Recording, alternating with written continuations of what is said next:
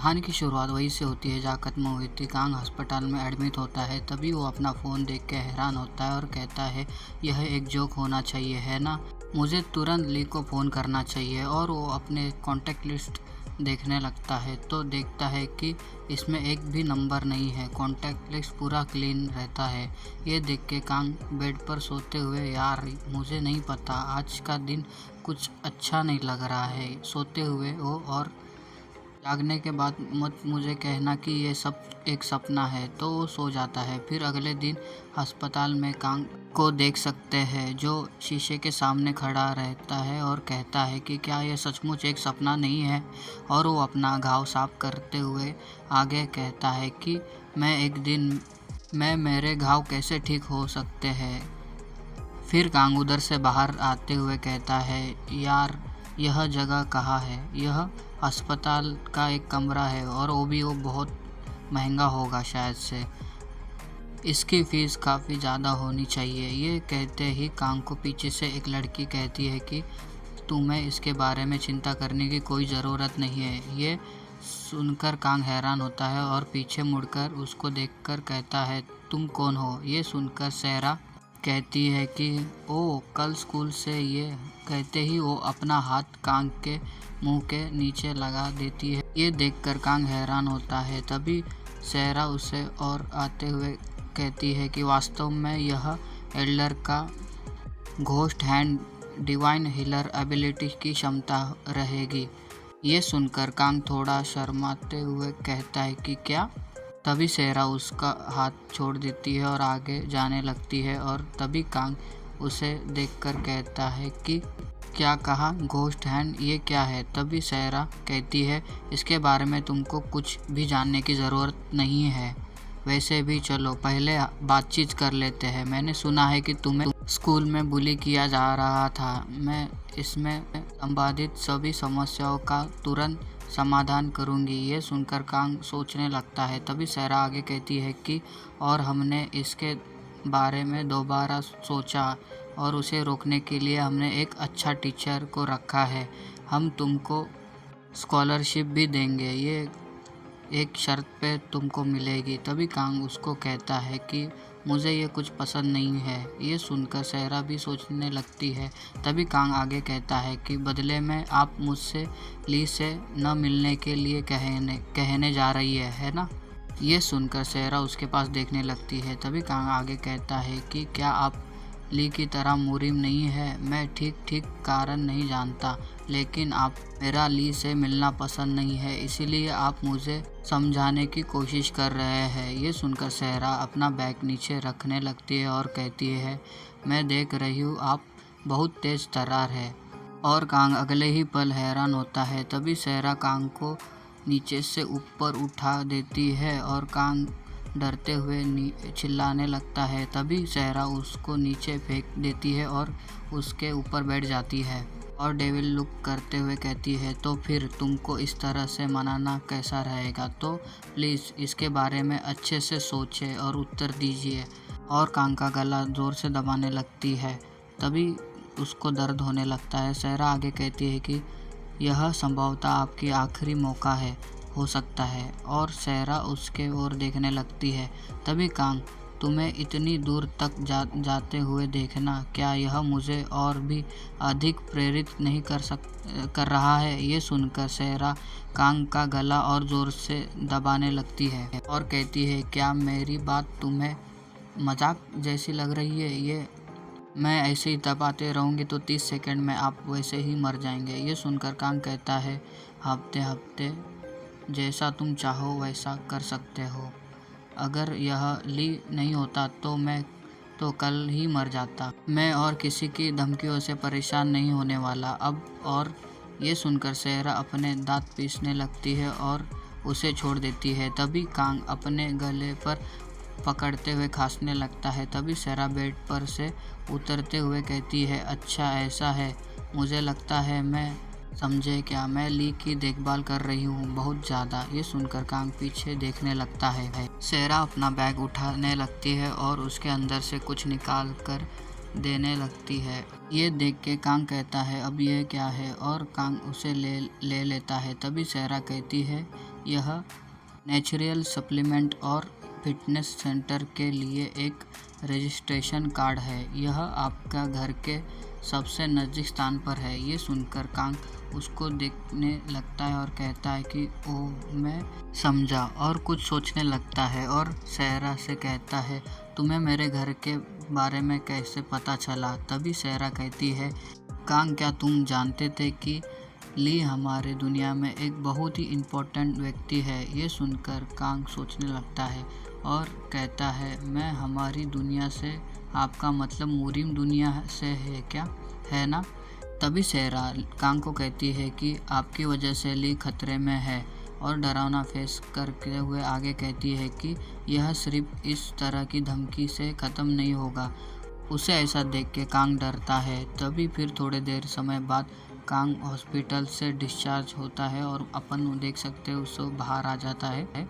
बाहर आने के बाद कांग जाने लगता है। तभी वो कहता है कि सहरा बहुत खूबसूरत है, पर वो थोड़ी डरावनी भी है। फिर कांग अपना फ़ोन देखने लगता है और कहता है, वह यह है कि यह क्या है जो ली ने मुझे भेजा है। हम देख सकते हैं यह बेसिक एक्सरसाइज होती है कि 100 पुशअप, 200 पुलअप्स, 500 स्ट्रैक्स और 330 किलोमीटर दौड़ना। तभी कांग आगे कहता है, मैं इन्हें आज से ही करूँगा। लेकिन यह बस कहते ही कांग फ़ोन में देखकर हैरान हो जाता है कि सामने से कॉल आ रहा होता है। तभी सामने कॉल उठाता है तो हम देख सकते हैं कि ली कॉल पे बात करने लगता है। तभी ली कहता है कि क्या तुम हॉस्पिटल से बाहर आ गए हो?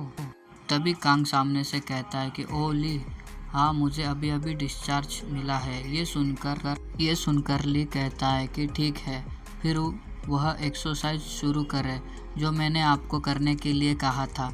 इसे करने के बाद मुझे मैसेज भेजे कि तुमने कितना करने की क्षमता है। ये सुनकर कांग उसे कहने लगता है कि नहीं, मेरा मतलब यह, एक सेकंड रुको ली, मैं मुश्किल से एक ही पुलअप्स मार पाता हूँ, लेकिन इसे 100 बार लिखा गया है और तो फिर इस 100 बार वापस करना है। तभी ली कहता है, तो फिर पुशअप और बाकी एक्सरसाइज के बारे में क्या ख्याल है? उन्हें तब तक दोबारा करो जब तक तुम नंबर 1 पर नहीं पहुंच जाओगे। तभी कांग कहता है कि क्या तरह मैं एक्सरसाइज करना ठीक है? तभी ली कहता है, ठीक है, किसी भी तरह से तुमको सहरा नूना से मेडिसिन मिली है ना?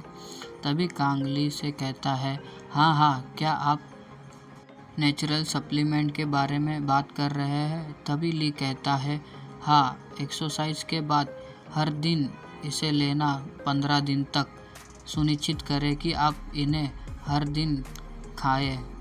तभी कांग आगे कहता है कि हाँ, 15 दिनों के लिए, अगर मैं उन्हें नहीं खा सकता। ये सुनकर ली आगे कहता है, तो फिर चलो अपना रिश्ता वही ख़त्म कर देते हैं। ये सुनकर कांग हैरान होता है और कहता है कि ली, एक सेकंड रुक जाओ। ये कहते ही ली कॉल काट देता है।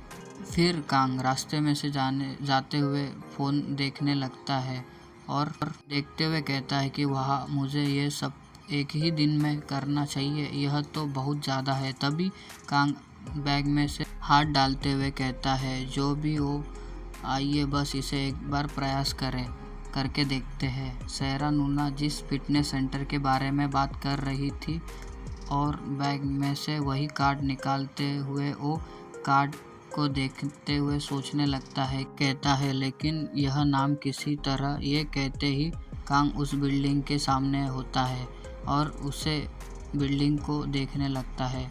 हाँ, सही है, ऐसा लगता है जैसे यह यही है। फिर हम देख सकते हैं ये जिम होता है। जिम में लोग अपना एक्सरसाइज कर रहे होते हैं। ये देखकर कांग के होश उड़े रहते हैं और मन में कहता है, यार, यह कैसा माहौल है। लगता है मुझे चुपचाप जाकर अकेले एक्सरसाइज करना चाहिए। अपन जब भी पहली बार जिम में जाते तो जैसी फील होते हैं, ये सेम वैसा ही है। सही में मुझे भी, जब मैं पहली बार गया था जिम में, तो मुझे भी ऐसी ही फीलिंग आई थी कि साइड में जाके अपना एक्सरसाइज करूं। टॉपिक पे आते फिर तभी दो आदमी कांग को नोटिस करते हैं। तभी कांग को दिखाया जाता है कांग पुशअप मार रहा होता है। उसे बहुत मुश्किल हो रही होती है। वो 70 तक पुशअप मार लेता है। तभी नीचे गिर जाता है और कहता है कि आउच, मैं यह नहीं कर सकता। ये देखकर उधर का एक बिल्डर आदमी आता है और कहता है कि लगता है यह ट्रेनर है, शायद से मुझे लग रहा है। तो वो कहता है कि स्टूडेंट, तुम एक ही घंटे से अधिक समय से केवल एक ही पुशअप ही कर रहे हो। यह तुम पहली बार एक्सरसाइज कर रहे हो?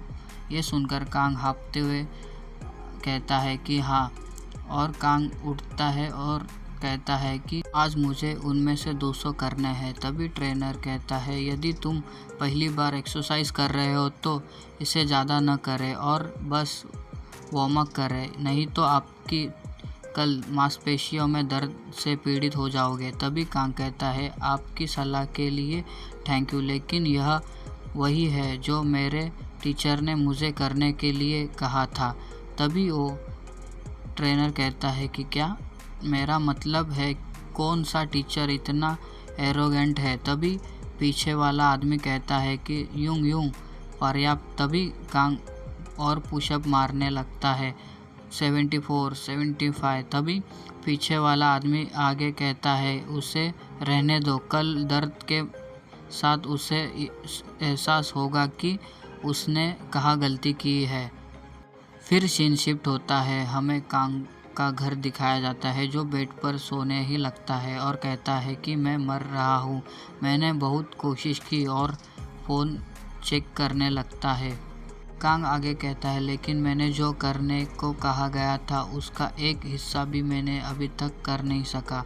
क्या मैं सचमुच 15 दिनों में ऐसा कर पाऊँगा? और वो अपने फ़ोन में डेली एक्सरसाइज देखने लगता है और आगे कहता है लेकिन यह निराशाजनक लग रहा है, क्या मैं हार मान लूँ? और इस बारे में सोचने लगता है। अचानक उठ जाता है और दांत पीसने लगता है और फ़ोन पर ली का मैसेज आया होता है। तभी ली कहता है कि क्या तुमने आज का अपना एक्सरसाइज कर लिया?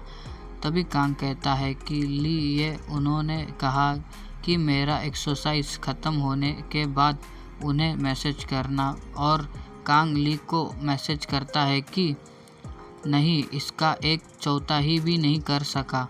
तभी ली मैसेज करता है कि यह पहला दिन है, इसीलिए ऐसा ही रहेगा, कल फिर से प्रयास करें। तभी कांग कहता है ठीक है। तभी ली आगे लिखता है कि गुड नाइट और मेडिसिन लेना ना भूले। ये देखकर कांग कहता है मेडिसिन और बैग के तरफ देखने लगता है। ली को ठीक है करते हुए लिख के कहता है। फिर कांग आगे कहता है कि उस सहरा नूना ने मुझे नेचुरल सप्लीमेंट दिया है। फिर वो उस बॉक्स को खोलने लगता है और उसे देखकर कहता है कि बहुत खूब, यह काफ़ी फैंसी लग रहा है, यह एक प्रकार की गंध है, क्या यह ठीक रहेगा? फिर कांग उसमें से एक पिल उठाकर उसे देखने लगता है। फिर आगे कहता है ली ने मुझे इन्हें ले जाने के लिए कहा, तो यह ठीक ही रहेगा। ये कहते ही कांग उसे खा लेता है। जैसे उसे खाता है उसे अच्छा महसूस होता है। कहता है कि यह क्या है? जैसे ही मैंने इसे अपने मुंह में रख लिया तो वो पिघल गया। तभी कांग बेड पर से बैठने लगता है और कहता है कि बाप रे, वैसे भी मैं अभी नहाने जाता हूँ। ये कहते ही अचानक उसे कुछ होने लगता है। फिर वो सीधा बेड पर गिर जाता है और सोने लगता है और कहता है मुझे नहाना चाहिए, ऐसा करता है। तभी फिर अगले दिन सुबह कांग की आँख खुलती है, जो हैरान होते हुए उठता है और कहता है यह क्या है? और वो पास में पड़ी घड़ी के पास देखने लगता है और कहता है कि पहले से ही 10 बज चुके हैं। बहुत खूब, मैं कितना पागल हूँ जो सो रहा हूँ। कुछ भी हो, सबसे पहले मुझे नहाना होगा। ये कहते ही वो बाथरूम में जाता है और फिर शीशे के सामने अपना टी-शर्ट निकालता है और अपनी बॉडी देखने लगता है। फिर बॉडी का पोज करता है और कहता है कोई आश्चर्य नहीं है, क्या ऐसा लग रहा है कि कुछ मांसपेशियां विकसित हो गई है? फिर कांग थोड़ी देर सोचने लगता है। भाई सच बताओ तो मैं भी पहले दिन जिम जाने के बाद घर पे आके आईना देख रहा था कि बॉडी बढ़ी है कि नहीं। यार मैंने किया है, आपने भी किया है तो प्लीज़ कमेंट में हाँ लिख देना, ठीक है। Back the topic. फिर कांग शावर लेने लगता है और कहता है, आहा कोई रास्ता नहीं, यह एक दिन में कैसे हो सकता है। फिर कांग जिम जाता है और पुशअप मारने लगता है और 70, 71, 73, 74 उसे ऐसा देख के कल वाले बंदे देखने लगते हैं। उसमें से एक जन कहता है कि क्या वह बच्चा कल देर से नहीं गया? तभी दूसरा कहता है कि हाँ, मैंने सुना कि वह जिम के दरवाजे बंद होने तक एक्सरसाइज कर रहा था। तो कांग अपना एक्सरसाइज कर रहा होता है 76, 78, 79। तभी पहले वाला बंदा कहता है उसकी दुखती मांसपेशियों के बारे में क्या? ये सुनकर पीछे वाला बंदा कहता है कि वह अभी भी जवान है, तो शायद यही बात है। फिर कांग को दिखाया जाता है वो पुशअप मार के थक के नीचे गिर जाता है और मन में कहता है, मुझे लगता है कि कल मुझ पर गंभीर दुष्परिणाम होंगे। ऐसे कांग हर दिन वो ऐसे ही जिम में आते हुए पुशअप विशअप करने लगता है। तभी 33, 34, 35, 36, 38, 37 ऐसा देख के वो दोनों बंदे कांग की तरफ देख रहे होते हैं अपना काम छोड़ छाड़ के। तभी पहले वाला बंदा कहता है, अरे वह इसमें कितने समय से है? तभी पीछे वाला बंदा कहता है कि लगभग 2 हफ्तों से हो गया है। तभी पहले वाला बंदा कहता है ना, यह थोड़ा अजीब है। तो पीछे वाला बंदा कहता है, हाँ सही है। फिर कांग को दिखाया जाता है उसकी बॉडी बन चुकी है। तभी अभी आज आएगा ना मज़ा भिड़ू देखने में। तभी पहले वाला बंदा कहता है, क्या हमें पूछना चाहिए कि क्या वह कोई दवाई ले रहा है? मैं जानता हूँ कि मैंने सचमुच क्यूरियस हूँ, ऐसा बॉडी पाना कैसे संभव है जबकि अभी 1 महीना भी नहीं हुआ है। तभी भी कांग को दिखाते हैं जो पुशअप मार रहा होता है।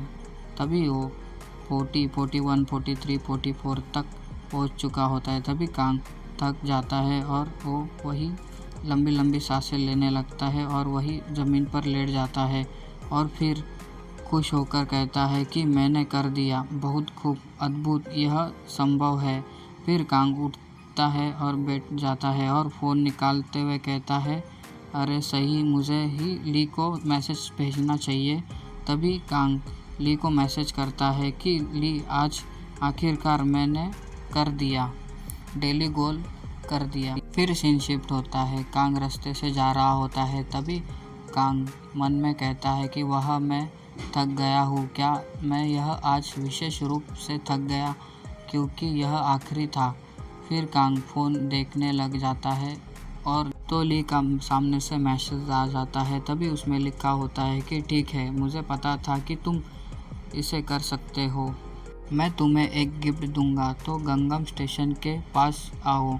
ये देखकर कांग कहता है, गिफ्ट? तो कांग आगे कहता है, रुको, अगर यह गंगम स्टेशन के आसपास है। तभी कांग बस के पास देखता है तो कहता है, यह सीधी बस है, लेकिन क्या ऐसा ही चलते जाना ठीक है? और वो अपने शोल्डर के पास देखने लगता है और कहता है कि क्या मुझे पहले नहाना चाहिए? क्या मुझे चाहिए जाने से पहले घर पर कपड़े? ये कहते ही कांग को पीछे से कोई आवाज़ देता है कि क्या तुम वह हो?